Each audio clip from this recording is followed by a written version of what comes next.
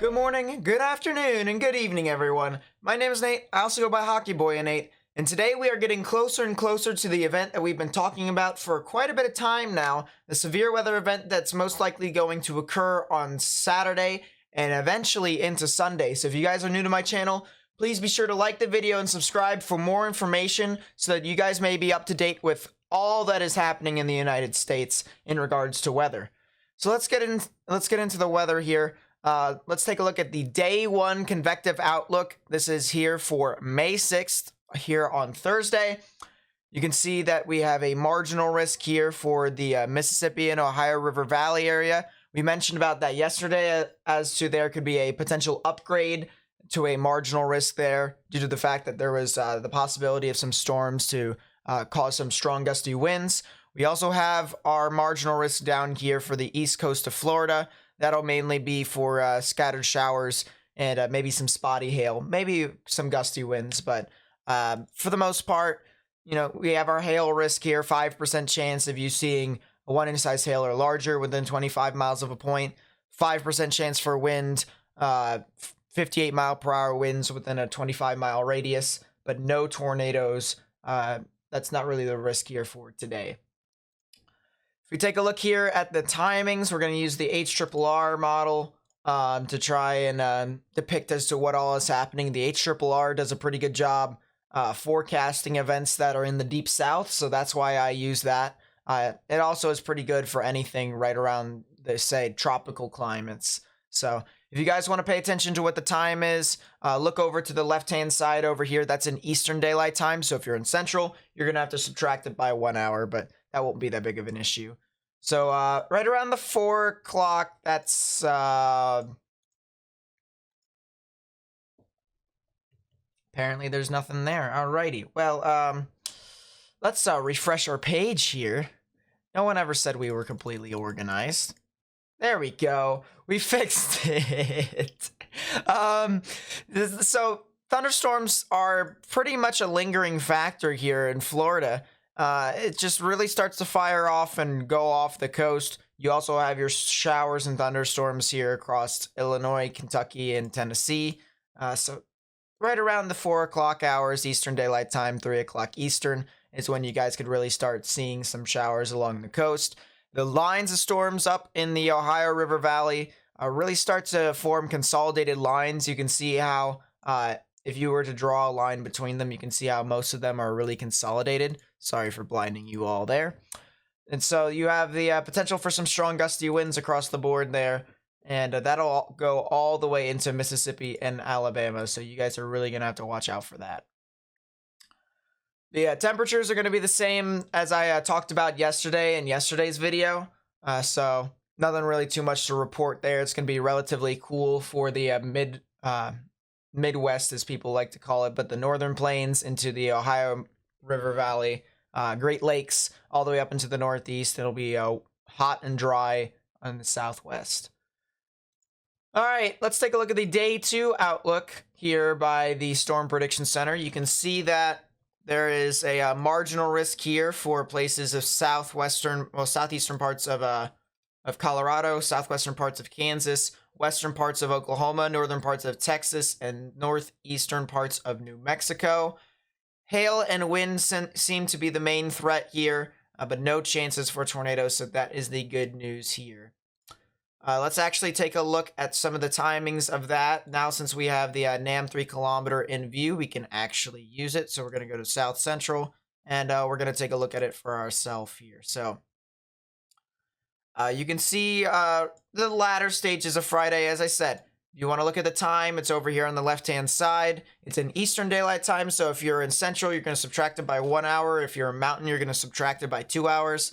So around 1 o'clock Central Daylight Time, 2 o'clock Central Daylight Time is when thunderstorms really start to kind of become a little bit more sporadic, if you will. They'll form along, and they'll just kind of surge on through. But they're just kind of really discreet, and they don't seem to do a whole lot. It'll just be more or less a kind of consolidated line that forms right around here. So you might have your marginal risk extended further up and towards, like, say, Nebraska and the Dakotas as well as Wyoming. But it doesn't seem to be that big of a threat here due to the fact that they don't sustain for all that often. All right, let's talk about the main risk here, which is on Saturday. And this already has a slight risk for severe weather. It also has a marginal, which extends all the way over to Colorado and extends down into Texas. And so I was talking about how a dry line was going to form down and head towards Texas. And so if you get any severe storms that form along that dry line, you could potentially get some thunderstorms with some very large hail in upwards of 2, maybe even 2.5 inches in diameter. And that is definitely something we're going to have to watch out for. And then we also have our main risk for severe weather, which is over here. It seems as if Kansas City is kind of gotten towards the edge of the risk, which makes sense because it was right along the warm front. And I'll show you guys that in the model runs. But it seems as if Wichita is the area to be, and that is in agreement with the models here for the most part. So we're really going to have to watch out for this as time continues to progress. We're going to take a look at pivotal weather for this. We're going to use the lower resolution model here, the NAM. We were using the NAM 3K for the Friday event, which was day 2, but now we're using the NAM model for the day 3 event because this is the only short range model that can actually go this far. We can take a look at the environment with the NAM 3K, but it doesn't go all the way throughout the event, so we're just going to have to do our best with this. So here is Saturday. You can see nothing really looks to be happening. You have a low pressure system that develops right about here. And as this continues to unfold, you can see this kind of bit of a banding right about here. And that's the warm front, actually, that gets all the moisture from the Gulf of Mexico. What actually happens is if you think of how a hurricane looks, it's similar to a low pressure system, but it spins counterclockwise, similar to this. So the bands swirl around like that. And so if you think of it this way, it's kind of like these bands are scooping up things and bringing it up towards the top. So if you think of it as if you have like a bit of like a shovel or a trowel, and you're picking up some of this energy down here and pushing it up towards the top. That's exactly what's happening with our low level jet. And so we're really going to have to watch out for this as this continues to move on through. And that's the reason why warm moisture is advecting up towards the top. Advection basically means warm air moving. So this is warm air that is advecting to the north into places like Kansas and Oklahoma. So definitely something we're going to have to watch out for as time continues to move on through. But more of a defined low pressure system here, a 996 millibar low pressure system that is now surging off. We don't see any thunderstorms right now. You see some snow in Colorado, surprisingly, but then again, it is there's a cold front back there, so that could easily produce some snow showers. The cold air seeping in behind the low pressure system, with the warm air seeping in front of it. You also still have your warm front there, so it's still looking structurally sound. And then boom, you have the potential for some thunderstorms to be forming right around the low pressure system. This event is looking really interesting in regards to how it'll be on Saturday. On Sunday, it'll look a whole lot better in regards to kinematics, which means that you could potentially have a severe weather event that could occur from the Ozarks all the way down towards the deep south. But you can see this continues all the way throughout to the evening. This is a 9Z, which translates to about 4 o'clock. 3 o'clock Central Daylight Time. So 3 o'clock in the morning, you can see the low pressure system surges on through here into Kansas and kind of lingers. This will be more of a damaging wind threat as it heads overnight. But what I'm concerned about is what happens the next day. This giant line of storms will move over real quickly over to the deep south, and then we'll move back over as if nothing happened. Actually, we'll go over here to the Ohio Valley. So you can see how the line of storms now begin to form, and it's a lot more consolidated, and it stretches all the way down. And as that continues all the way through into the afternoon of Sunday, we could potentially be talking about some supercells in and along the line with some great veering And we'll talk about what the environment is like here in just a second. So let's go back to central US. Let's talk about dew points here. So the dew points for this event, if you take a look here, it's actually pretty good. The green is the moist for the most part. It's like it's comfortable moist, you know. It's not dry and it's not like super muggy outside. It's just comfortable. Then when you get into the blues, that's 60 degrees and above, even the dark blues here, that is relatively moist and muggy. And so we have some moisture from this event, dew points from the mid to upper 60s in some spots. So definitely a lot of moisture here. You can see the dry line I was talking about. These tans and even dark tans are they're into the 20s and even less to the teens, maybe even single digit dew points. That's really dry. And so if you get any thunderstorms that form off of that, I'll even move my thing down to the south central US. There we go.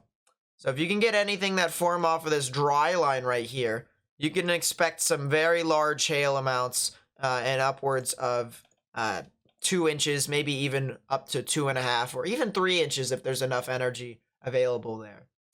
So that's the dew points there in your general vicinity. Your surface-based convective available potential energy here, which is basically the displacement between warm air rising and cold air sinking. So if you think of it as if it's a steam wants to rise, and something has to replace it at the ground in order for it to be complete. So with cold air typically loves to sink. It really does love to sink towards the surface. So it's with that cycle of warm air rising and cold air sinking, you can get a lot of energy, and that's what we look for in convective available potential energy, or CAPE. So you typically want above 2,000 joules per kilogram CAPE in order to get some strong thunderstorms. We call those supercells for the most part. And so anywhere in the yellow and above is 2,000 joules per kilogram and above. And we even have some areas that are in the reds here, which is actually 3,000 joules per kilogram. So we have a plethora amount of energy even along that dry line that I was talking about. And so if you even get some thunderstorms that form off of there, not only could you get some large hail, you could potentially get some damaging wind gusts, maybe even the chance for tornadoes. But I think the highest chance for tornadoes would be here in Kansas and Oklahoma, especially with how the wind shear, which we will talk about in a second, is a lot greater up there. There's a lot greater energy in that general vicinity. You also have decent dew points up there, so the moisture isn't half bad. So the potential for that event is there on Saturday. All right, we're going to talk about the wind shear now. So if I move over here to upper air and wind, we're going to talk about our 850 millibar jet. This is our low-level jet, which is about 1 kilometer up in the sky, for any of you who are curious. And so you can see how our low-level jet is pretty strong here as you get towards 7 o'clock in the evening. You don't exactly see 7 o'clock on here, but if you translate 0 Zulu time to Central Daylight Time, it's 7 o'clock in the evening on in that respective time frame. So a lot of these areas here are in this kind of pink. Once you get into the purple, that's 40 knots of wind shear in the low level jet. Once you get to the reds, it's 50, even 55 knots of your low level jet. So you have a strong low level jet that is coming from the south. And if you guys remember my analogy earlier as to how a low pressure system works, into with the bands and how that swirls and how it kind of just scoops up energy and brings it up towards the top, that's exactly what you see with this. You can see how the winds here on this side are winds coming out from the west. Now you have winds as you get closer and closer to the low pressure system. Now it's starting to come out from the south. And so this is exactly what we are seeing here as to how this low pressure system could basically scoop up energy, bring it up towards the top, and even bring it up towards the center. And right near the center, where the environment is the best, that's where we're going to want to watch out for some strong supercells to be able to develop. So we'll go back over to Kansas here real quickly, and we'll show you all. There's your low-level jet. And you can see how the winds come out from the south here. Then they start to tilt over, and it's just this giant counterclockwise rotation here. And you have it relatively strong at the bottom, mainly because of how much energy, how much moisture there is, how much instability there is with the convective available potential energy being up. So it's just a lot of activity here for the most part with our low-level jet. Our mid-level jet here, at 500 millibars, that's about 6 kilometers up in the sky, so we're looking up a little bit higher, is actually not all too great for this environment. Anything above 40 knots of wind shear is fine, and so you do get that. It's a different scale with these colors here. I know it's weird. Pivotal weather can be weird a little bit, but it actually says that anywhere within these pinks is actually 40 to 50 knots of wind shear. So as long as you're not in the light, as long as you're not in the blues, you're fine. The one of the strongest tornadoes ever recorded had a lot of cape and wind shear at about 40 knots at 500 millibars. And so you can still see some tornadic some things that can be tornadic off of this. It's just the mode will most likely be high precipitation based with a large hail and not a whole lot of damaging winds. It'll mainly be like a tornado and tornado and hail threat for this general vicinity. So that's what I foresee out of this event as of right now. Let's take a look at the significant tornado parameter here real quickly. And this basically just tells me what the environment is like for tornadoes if they were to spawn. And so what we're going to be doing here is we're going to be taking soundings and we're going to explore what the environment is like around this general vicinity. So the highest area for tornadoes here would most likely be here in southern Kansas, northern Oklahoma, that general vicinity. And it would be most likely to where thunderstorms would be able to form as well. So let's take a look and see what's happening here. This is a sounding in order for me to explore the environment as to what all is happening. So I'm going to break it down one by one for you all to be able to understand as to what all I'm looking at. So first things first, we're going to take a look at the hodograph. And what this tells us is winds with height. And so if you can imagine yourself with a weather balloon, you're sitting right here at the middle of this graph, and you let your weather balloon go, you can see your weather balloon and where it goes with height and how it travels. And you can basically just track it for the most part.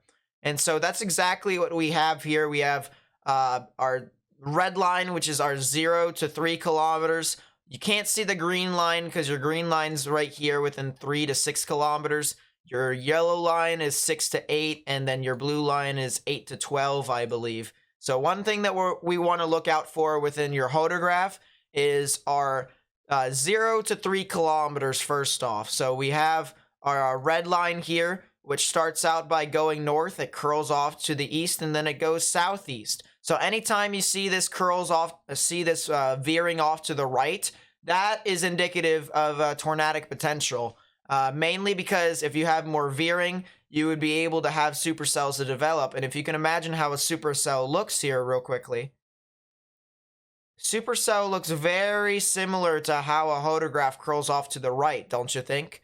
You can see how the supercell with structure curls off to the right. And so just by taking the 0 to 3 kilometers, you can see what your supercell could look like within this event. And so as long as it has a gap here to be able to take in energy to feed the thunderstorm, to feed the supercell, you'll be able to actually get supercells that can sustain and mainly be cyclic. That's what I see here from this hodograph. I've just been studying hodographs for the past couple of weeks really intensely.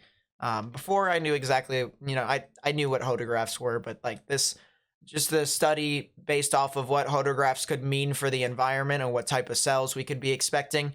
Yeah, this is exactly what we can see here.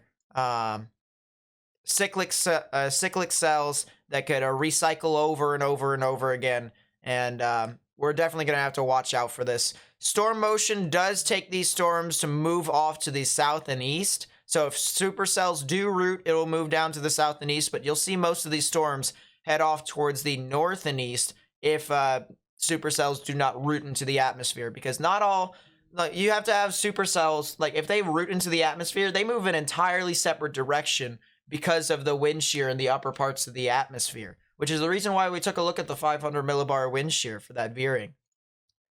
So we do have a tornadic hodograph here. We know it's going to be high precipitation based off of the 3 to 6 kilometers and how close it is towards the origin, or towards storm motion. So that does check out. As I said, high precipitation based supercells, so you won't be able to see these if you were to go outside, and they will recycle quite frequently, so we're really going to have to watch out for this as this continues to move on forward. Next, what we're going to talk about here is the convective available potential energy. And so how we can actually find this on a sounding is this box right here called a Skew-T diagram. And so with the Skew-T diagram, as I said, this is something that we can look at to be able to determine what the environment is like within higher parts of the atmosphere. Because what we saw with the hodograph, that was winds with height. You can see the winds with height and how it veers. What the Skew-T diagram shows is the environment with height. And so first thing we're going to want to take a look at is we're going to want to take a look at this down here. This is your temperatures. Now, they may say 0, 10, 20, 30, 40, 50, and you're like, well, that's not in Fahrenheit. And you'd be correct. That would be in Celsius, and at this point, most of you are probably looking at me like, okay, you showed me a bunch of squiggly lines. You're showing me stuff in Celsius. You know, we only know Fahrenheit here, Nate. What are you doing? And, you know, I don't blame you. I honestly don't. I mean, it's just too much information, Nate. Get to the point. Well, all you guys have to know is that 0 degrees Celsius equals 32 degrees Fahrenheit. That's the freezing point in Celsius. And your freezing point is represented by these slanted lines. That's what most of these temperatures are. You can see how most of these dotted lines are pretty much slanted.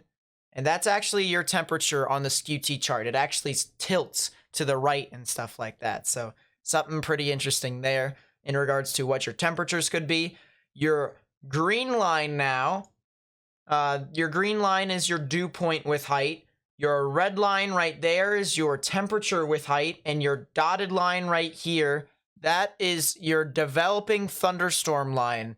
Or your developing parcel line. So if you guys can imagine how a thunderstorm develops in the atmosphere and how it starts from the ground and then it shoots up into the sky and it blows up. Well, that in order for it to get there, it needs to be in a specific environment in order to do so. And so this dotted line represents that developing thunderstorm line for the most part. And to what it needs to do, what it needs to get to in order to get to maturity. And so that's what the developing thunderstorm line represents, or the developing parcel line. Anything in between that dotted line right there and this red line right here is your convective available potential energy that we've been talking about. So the bigger displacement between warm air rising and cold air sinking gives you that much CAPE. And so that's what we have right here. Now, with everything as a positive way in CAPE, there's always an opposite, a limiting factor. And you guys might have been hearing me talk about these limiting factors in previous streams, but most of you don't know what that is. You know, just all it is a limiting factor, and you took my word for it. Well, we can actually see it here on the Skew-T diagram. So whenever the red line is on the left side of the dotted line, that is CAPE. Whenever this is on the right side of the dotted line and it's towards the bottom of the Skew-T chart, it is recognized as capping inversion, or cap. And so we have a little bit of that and how this red line goes over the dotted line and back over. And what this basically does is it creates warmer air above the surface, warmer air above the surface, so that warm air cannot rise above, warmer air cannot rise through the warmer air. This is basically now treated as cool air, and this is warm air. So if this isn't allowing, thunderstorms to shoot up into the sky, then you don't get any thunderstorms. And so that is exactly what we're seeing right here. We are seeing this limiting factor right here that is preventing these storms from shooting up into the sky. You still have an opportunity to do so. There's a lot of capping inversion in this atmosphere, but you still have an opportunity to do so. Like, that general vicinity where we clicked in Kansas, there is the potential for that to do so near Wichita. But there is a lot of limiting factors within this event, and we're really going to have to watch out for it. But you have a bit of capping inversion here. That is what is represented as CINH. Anytime it gets below anytime it gets -60 or above, or below technically because it's in the negative, so -60 to like -100 and further on the surface level, which that's what SFC stands for right here. Anytime it gets below -60, then that's when you know it's pretty capped and that you won't get any thunderstorms. But anytime it's in like -40 into above that towards like zeros and stuff like that, that's when you know you can get some thunderstorms. So we're really going to have to watch out for this as this continues to move on through. You have a lot of CAPE. You can see right here, convective available potential energy. The surface amounts show 3,700 joules per kilogram. So there is quite a lot of it, but definitely something we're going to have to watch out for as this continues to move on through. Now, one thing with capping inversion is that this typically means that you could get some larger amounts of hail. And what we look at for hail is lapse rates. And right here is your lapse rate for the most part. You can see surface to 3 kilometer lapse rate 7.3. That's pretty good. 3 to 6 kilometer lapse rate is 8.2. Well, why is this 7.3 and why is this 8.2? And how can we find that on the Skew-T diagram? And what does that even mean? Well, let's take a look back at our temperature line here. Our lapse rate determines as to what our temperature drop-off is from a specific point. And so if we go over here to the left side, you can see what our heights are. So this would be 0 kilometers, 1 kilometer, 3 kilometer, and 6 kilometers. And so you can see right here, we have a pretty steep drop-off here, but it doesn't drop off any further because of the capping inhibition. So at the surface, at the 0 to 3 kilometer range, it will stay at around a 7. You still have a big drop-off here, but not a huge drop-off. But if we take a look here at the 3 to 6 kilometer general vicinity, you can see how steep the line is compared to how it was right here. You can see if we drew a line from here to 3 kilometers, not that big of a drop-off. But if we drew a line from 3 to 6 kilometers, that's a lot more of a steeper line, isn't it? And so that can be represented as our stronger lapse rates. And if you have more of a drop-off like that, that could indicate some larger amounts of hail. And if you think of it this way, if we go back to our 0 degrees Celsius here and how that's the freezing line, you can see it intersects right at along the 0 to 3 kilometer range. And so the potential for hail is here, especially at 3 to 6 kilometer vicinity. And so at the because the 3 to 6 kilometer vicinity has a higher lapse rate, it could indicate some larger hail. Now, the one thing with hail is that, it's all fine and dandy if you have hail up at the top, but if you don't have dry air to encounter with it, then you won't be able to get large amounts of hail. And the reason being is because rain typically forms with a lot of dust in the air, some dust particles in the atmosphere. And so if there isn't a lot of dry air with it, then the dust particles, there's only going to be a limited amount of dust particles into which because rain wants to wrap around these dust particles, there won't be a lot of widespread hail, because if you think of it this way, if the rain is up in the freezing parts of the atmosphere, rain turns into ice. And if you don't have a lot of rain, you're not going to have a lot of ice. You're not going to have a lot of hail. However, if you see this green line here, this is the dew points, you can see how it gets really dry as you get up into the upper parts of the atmosphere. If we actually take a look here from the freezing layer and over, you can see that it's a pretty big drop off compared to what it was down towards the surface. It's pretty dry up into the atmosphere, so you could potentially see some large hail with this event. But for the most part, you can see here as to, by looking at a Skew-T diagram, you can be able to actually interpret as to what exactly could be happening with this event. We have weak shear for the most part. We still have some that curls off to the right, but we have weak upper level shear.